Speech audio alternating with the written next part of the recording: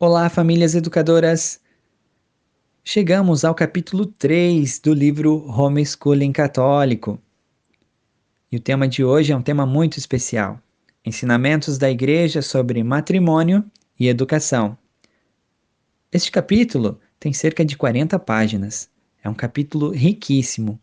A autora conseguiu fazer um compilado de grandes documentos da Santa Igreja sobre ambos os temas, tanto sobre matrimônio como também educação. Ela começou fundamentando bem o sacramento do matrimônio. Depois, ela fala explicitamente sobre educação. Então, ela começa falando: a Igreja Católica ensina de forma clara e absoluta que o matrimônio foi promovido a sacramento por Nosso Senhor Jesus Cristo. Isto se baseia no Evangelho de São Mateus, capítulo 19, versículos 4 a 9. Não lestes que o Criador, no começo, fez o homem e a mulher e disse: por isso o homem deixará seu pai e sua mãe e se unirá à sua mulher, e os dois formarão uma só carne? Assim já não são dois, mas uma só carne. Portanto, não separe o homem o que Deus uniu. E aqui ela faz uma ligação muito bacana. Exatamente as mesmas palavras de Jesus aparecem no Evangelho de Marcos, capítulo 10, versículo 2 a 12. É interessante notar que nos dois evangelhos, a tais palavras de Jesus se segue a cena em que as crianças o cercam. As criancinhas foram levadas até ele, e os discípulos censuraram aqueles que as haviam levado. Não é mera coincidência que as crianças, que são a finalidade primeira do casamento, têm sido apresentadas a Jesus imediatamente após sua fala sobre o matrimônio. Os pais levam seus filhos até Jesus para que ele os abençoe. De acordo com a Igreja Católica, a finalidade primeira do casamento consiste em duas responsabilidades equivalentes: a procriação e a educação da prole. São responsabilidades equivalentes. São igualmente importantes. A educação dos filhos é um dever dos pais, uma grave responsabilidade que emana da vocação para o sacramento do matrimônio. Por meio de diversos escritos papais, sabemos que esta educação abrange a formação diária das crianças, cuja finalidade é que sejam bons católicos. Porém, os pais também devem garantir que, na educação acadêmica de seus filhos, seja em casa ou na escola, a fé católica permeie todos os ramos do conhecimento. E é disso que se trata o homeschooling. O homeschooling é uma reafirmação do casamento entre o marido e a mulher. É um estilo de vida que pode trazer muitas mudanças positivas a casamento nos quais, por exemplo, a esposa andava distante. Um testemunho público. Todo casamento católico é um testemunho público de que obedecemos aos ensinamentos de Cristo em nossa vivência do matrimônio.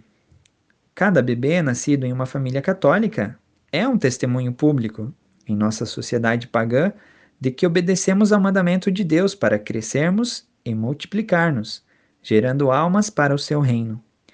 Toda família católica homeschooler é um testemunho de que assumimos a responsabilidade que nos foi dada por Deus e a levamos muito a sério. A igreja, ciente da importância da família, tem constantemente orientado seus filhos a esse respeito. A encíclica mais importante destinada aos católicos chama-se Casti Connubii, acerca do matrimônio cristão, do Santo Padre o Papa Pio XI, de 1930. É o documento básico que todos os católicos casados ou considerando contrair matrimônio devem ler e estudar. Continuando, a encíclica sobre o matrimônio cristão, o Papa Pio XI repete um antigo ensinamento da Igreja. O bem dos filhos não termina certamente no benefício da procriação. É preciso que se lhe junte outro, que consiste na devida educação da prole. Apesar de toda a sua sabedoria, Deus teria provido deficientemente a sorte dos filhos e de todo o gênero humano se aqueles a quem deu o poder e o direito de gerar não tivesse dado também o dever e o direito de educar. Ninguém efetivamente pode ignorar que o filho não pode bastar-se e prover-se a si mesmo, nem sequer no que respeita à vida natural, nem muito menos no que se refere à vida sobrenatural, mas precisa por muitos anos do auxílio de outrem, de formação à educação. É, aliás, evidente que, conforme as exigências da natureza e a ordem divina, este dever e direito da educação da prole pertence em primeiro lugar àqueles que começaram pela geração da obra, a obra da natureza, e aos quais é proibido expor a que se perca a obra começada, deixando-a imperfeita. Ora, a esta tão necessária educação dos filhos, provê do melhor modo possível o matrimônio, em que, estando os pais ligados entre si por vínculo indissolúvel, sempre se coadjuvem e auxiliem mutuamente. Então, Pio XI cita novamente o Código de Direito Canônico de 1917. O fim primário do matrimônio é a procriação e a educação da prole. Um tema que ela aborda, ela faz um questionamento, né? Por que alguns pais homeschoolers não são bem-sucedidos? Pio XI nos explica. É porque alguns pais não conseguem cumprir com seus deveres, né? Assim como a lei da providência divina na ordem sobrenatural, que o homem não colha o fruto completo dos sacramentos recebidos do uso da razão, se não cooperar com a graça, assim também a graça própria do matrimônio permaneceria em grande parte talento inútil, sepultado na terra, se os cônjuges não aproveitassem as forças sobrenaturais, cuidando de cultivar e fazer frutificar as preciosas sementes da graça. Mas, se ao contrário se esforçam quanto podem por ser dóceis à graça, poderão suportar os encargos do seu próprio estado, cumprir os deveres e sentir-se-ão, por virtude de tão grande sacramento, fortificados, santificados e como que consagrados. O poder de educar. Continuando a encíclica sobre o matrimônio cristão, o Papa Pio XI repete um antigo ensinamento, né, da igreja, que daí é essa questão dos benefícios, né? Então, muitos pais homeschoolers não são bem-sucedidos porque muitas das vezes não aproveitam os bens do matrimônio, do sacramento do matrimônio. E cá entre nós, grande parte hoje da sociedade não tem uma catequese básica sobre os sacramentos. Então, muitos casais, infelizmente, não sabem quais são esses bens, né? Então, por isso, recomendamos também a leitura deste capítulo, porque ela consegue explicar e explanar muito bem esse tema.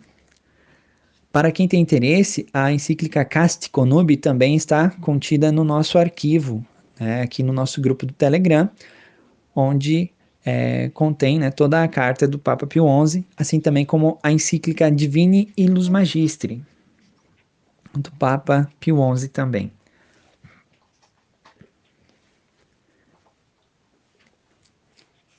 E ela vai citar, né, também algumas palavras do padre Hardon sobre casamento. No verão de 1991, o padre John Hardon, que foi um grande teólogo católico, deu um curso de verão no Christendom College sobre o sacramento do matrimônio, onde tratou dos princípios cristãos básicos acerca do tema. Sua exposição foi tão bela que todos que a ouviram sentiram uma profunda gratidão a Deus por tamanho dom. O padre Hardon começou falando sobre a lei divina segundo a qual todo casamento deve ser monogâmico, ou seja, o homem deve ter apenas uma esposa e a mulher apenas um marido, até que um dos dois morra. E todo casamento entre pessoas batizadas é intrinsecamente indissolúvel. Ele vai falar sobre... ele fala uma frase muito bacana para as mães. Uma mãe feliz em seu casamento certamente encontrará consolo na interação pedagógica diária com seus filhos. Ela se alegrará ao dedicar-se à tarefa de professora do lar, educando seus filhos por meio da oração e do bom exemplo, além dos demais métodos formais. Sobre as graças. A fala do Padre Herdon sobre as graças do matrimônio cristão foi de especial interesse aos homeschoolers. Sabemos que pelo nosso catecismo que recebemos tanto a graça santificante quanto a graça sacramental quando recebemos cada sacramento, né? O que a maioria de nós não percebe é que essa palavra de 2 sílabas, graça, tem um significado gigantesco para a nossa vocação matrimonial. A graça sacramental, segundo ensina o catecismo, ajuda nossos intelectos a conhecer a vontade de Deus e compreender melhor como cumpri-la diante de certos eventos de nossas vidas. Ela nos ajuda a obedecer à vontade de Deus. A graça sacramental do matrimônio nos auxilia a aplicar nosso intelecto e nossa vontade às situações relativas à nossa vocação matrimonial. Segundo o Padre Hardon, ao mesmo tempo em que precisamos dessas graças como um auxílio ao nosso intelecto e à nossa vontade, sua finalidade primeira é ajudar cada esposo a ser um instrumento da graça ao outro. Fica aqui a dica do Padre Hardon para os esposos. O dever primordial do marido, enquanto marido, é ser um instrumento da graça à sua esposa, ajudando-a a santificá-la. E o dever primeiro da esposa é ser um instrumento da graça ao seu marido, ajudando-o a santificá-lo. Além disso, os casais recebem graças sacramentais especialmente vinculadas ao sacramento do matrimônio, pelas quais devem servir de instrumentos da graça aos seus filhos. E sem dúvida, todos os pais e mães sabem que nossos filhos também são instrumentos da graça a nós, seus pais.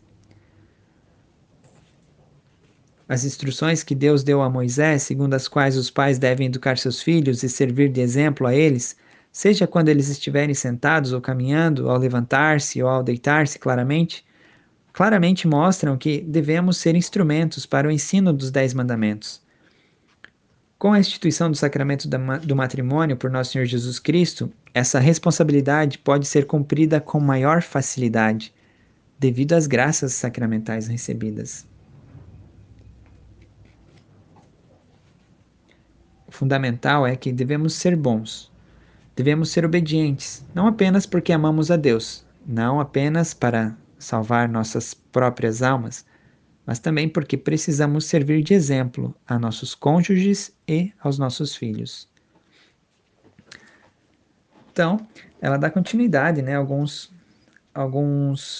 temas, né, como cooperar com a graça, o casamento é permanente, o casamento fortalece a sociedade. Então, por exemplo, ela cita aqui, né, nessa parte, os pais homeschoolers compreendem que o fortalecimento do casamento e da família também fortalece a sociedade. Seu compromisso de criar filhos católicos reflete sua crença de que seus valores religiosos deverão, em última análise, dominar o mundo.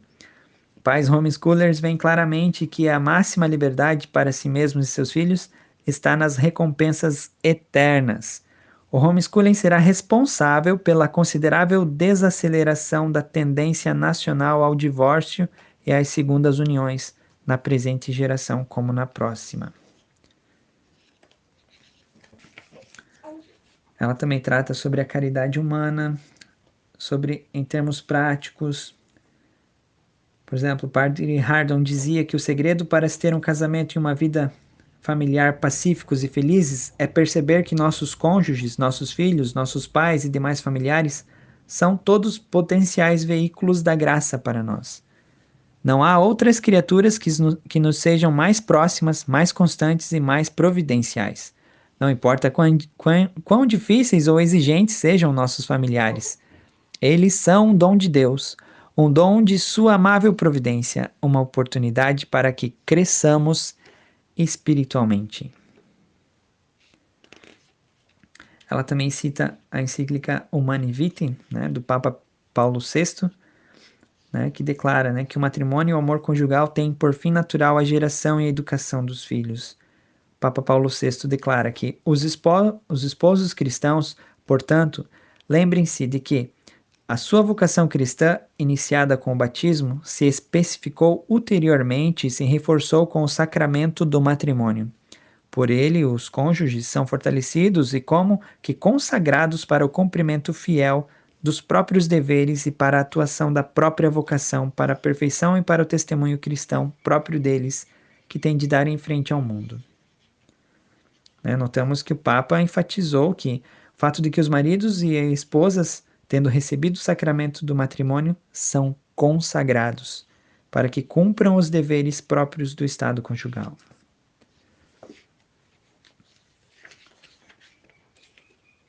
Então, ela vai citar algumas das encíclicas, A Sapienti Christiani, de 10 de janeiro de 1890, do Papa Leão XIII, também a Militantes Ecclesiae, também do Papa Leão XIII, onde que fala que o programa de ensino deve ser piedoso, Em 1897, na encíclica Militantes Ecclesiae, o Papa Leão XIII afirma que o programa de ensino pelo qual se educam as crianças deve ser, em sua integridade, permeado pelo senso de piedade cristã, isto é, pelo senso de devoção e reverência a Deus e às doutrinas ensinadas por nosso Senhor Jesus Cristo.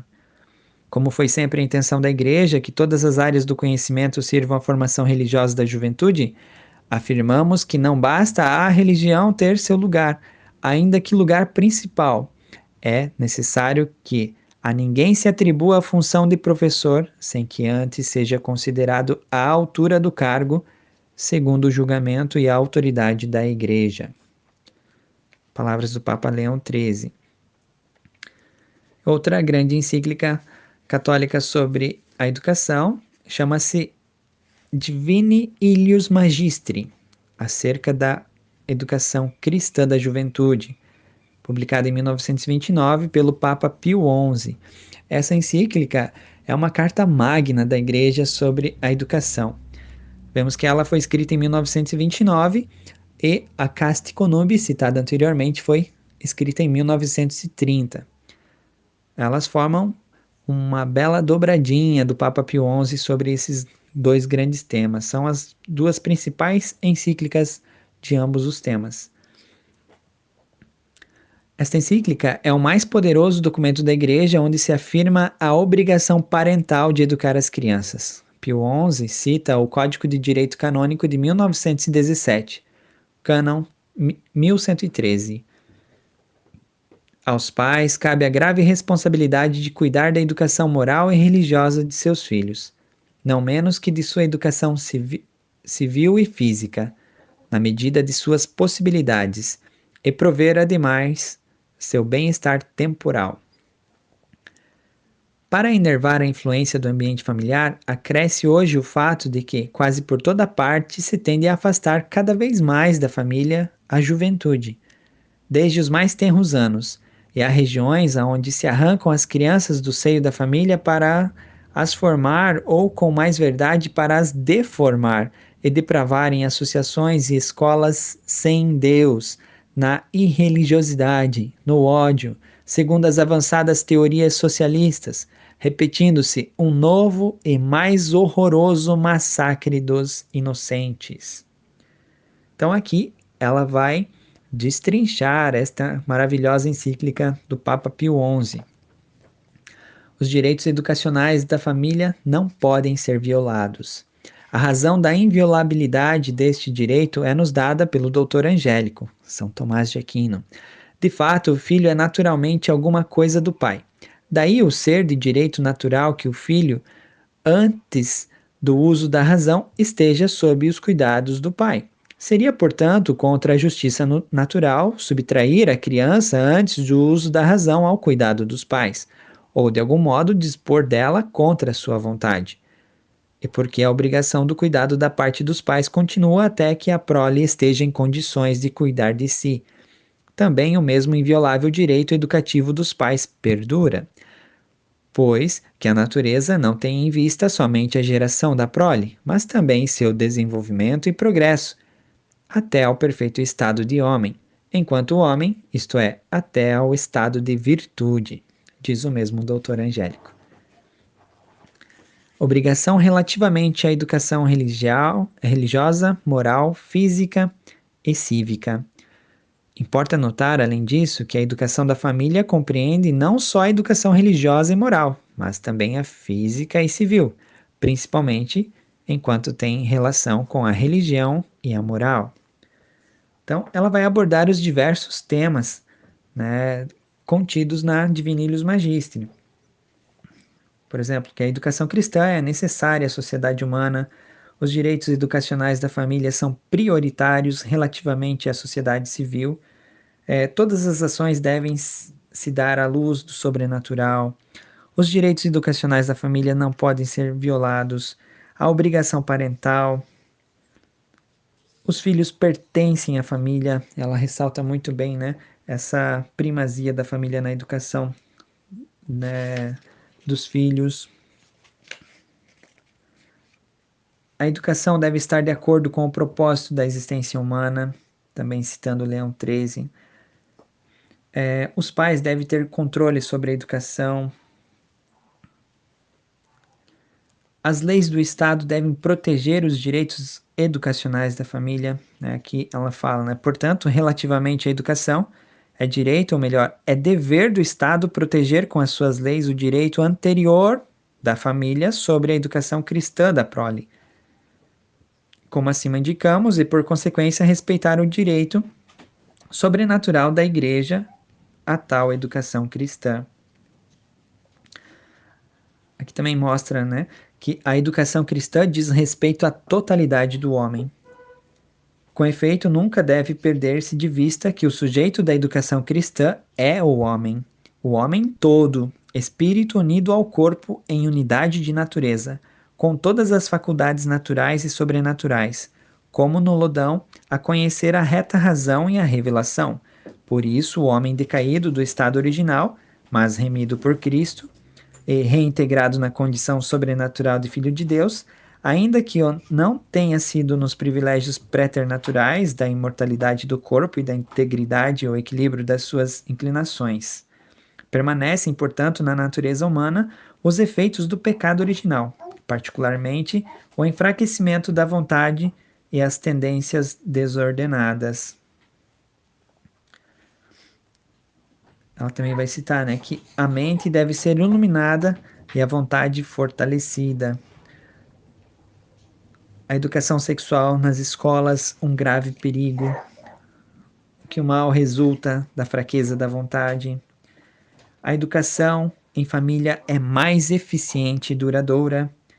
Importantíssima essa parte. O primeiro ambiente natural e necessário da educação é a família, precisamente a isto destinada pelo Criador, de modo que, em geral, a educação mais eficaz e duradoura é aquela que se recebe numa família cristã, bem ordenada e disciplinada, tanto mais eficaz quanto mais clara e constantemente aí brilhar, sobretudo, o bom exemplo dos pais e dos outros domésticos. Os pais, o lamentável declínio da educação familiar, né, a abordagem de Pio XI para a sua época, né, que muitos pais já estavam se afastando de casa devido a tantas horas, até mesmo de estudos para as novas profissões que estavam surgindo na época, e toda a carga horária de mão de obra nos trabalhos, que também estavam tirando as mães de casa, né. Filhos cada vez mais afastados de casa, né, para enervar a influência do ambiente familiar, acresce hoje o fato de que quase por toda parte se tende a afastar cada vez mais a família da juventude, desde os mais tenros anos, né? Sobre vários pretextos, quer econômicos, industriais ou comerciais, quer mesmo políticos, e há regiões onde se arrancam as crianças do seio da família para formar, ou com mais verdade, para as deformar, né? Como a gente já falou, esse fato da educação compulsória, né, no Brasil, se deu a partir de 1934. E hoje estamos aí com 4 anos a obrigatoriedade da matrícula escolar, né, segundo o ECA e o LDB, né. Então, os pais né, estão proibidos de enviar seus filhos a escolas irreligiosas.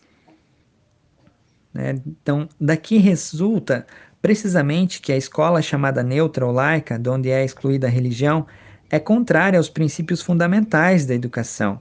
De resto, uma tal escola é praticamente impossível, porque de fato torna-se irreligiosa. Não ocorre repetir aqui quanto acerca deste assunto disseram os nossos predecessores, nomeadamente Pio IX e Leão XIII.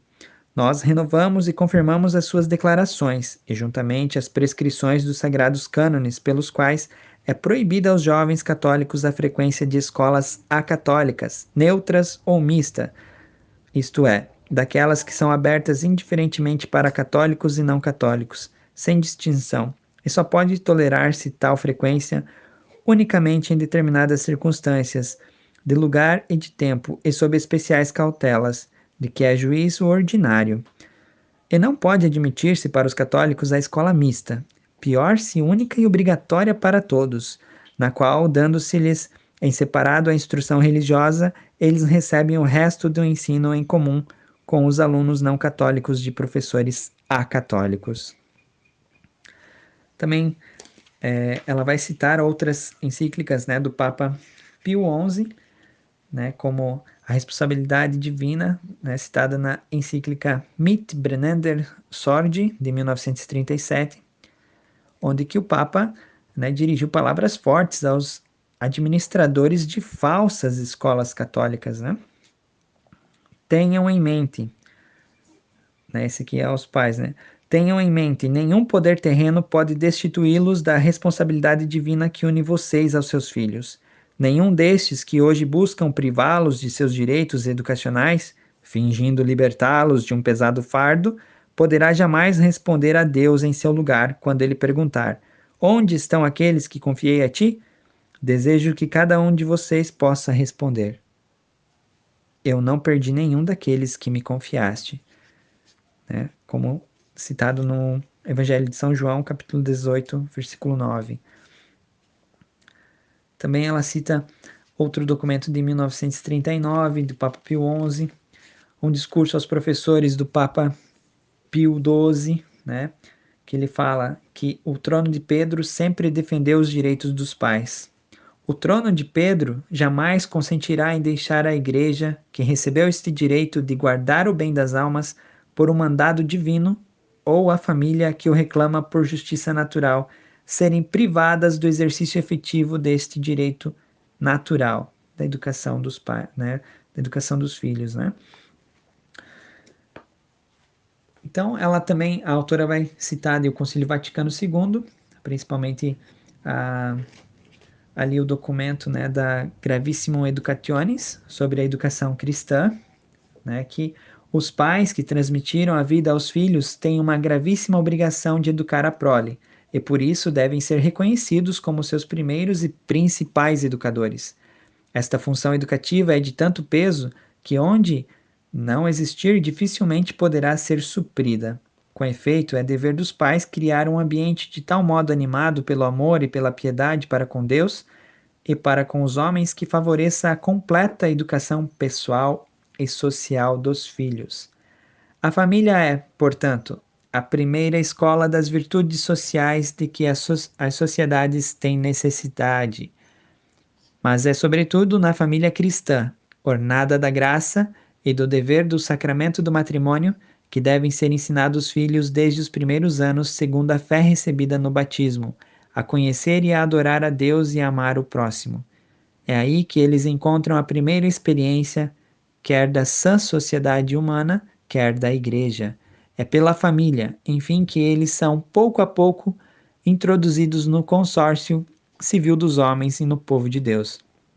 Caiam, portanto, os pais na conta da importância da família verdadeiramente cristã na vida e progresso do próprio povo de Deus. Nos demais documentos, assim como esse da Gravissimum Educationis, são apenas confirmações, né? São citações que confirmam os documentos anteriores, o qual ela já bem explanou anteriormente. Mas ali tem um belo compilado, né? Tanto também da Catequese Tradendi, do Papa João Paulo II, o Código de Direito Canônico de 1983, trazendo vários cânons ali sobre o direito dos pais, né, e os deveres na educação dos filhos. A Exortação Apostólica Familiaris Consortio, uma grande encíclica, né, sobre o papel da família cristã no mundo moderno.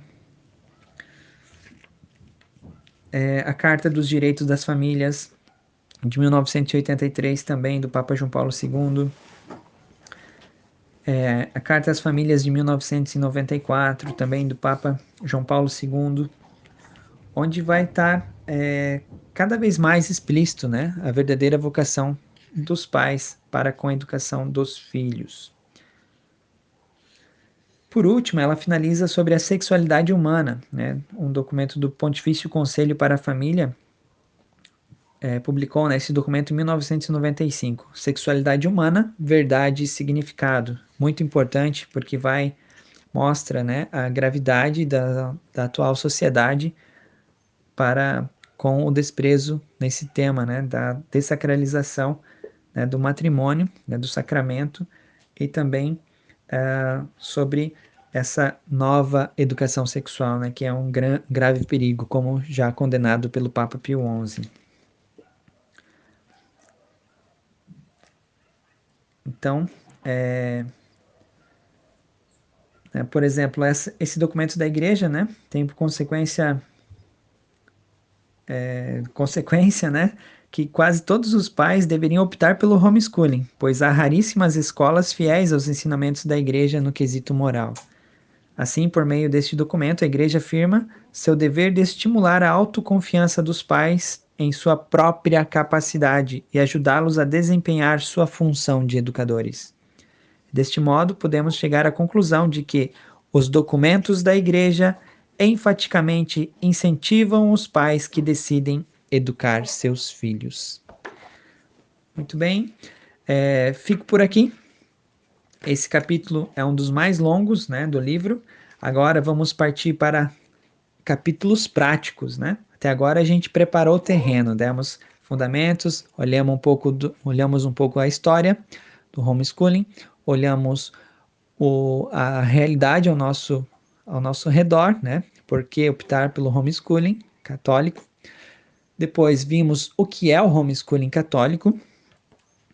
Agora vimos, né, todos os grandes ensinamentos da igreja sobre o matrimônio e educação para serem nossos pilares fundamentais, né, para onde seguirmos. E agora vamos partir para a prática, né? Então, os próximos capítulos serão bem voltados para isso. Então, o capítulo 4 é Como iniciar o homeschooling católico. Fico por aqui, até o próximo áudio. Salve Maria Santíssima.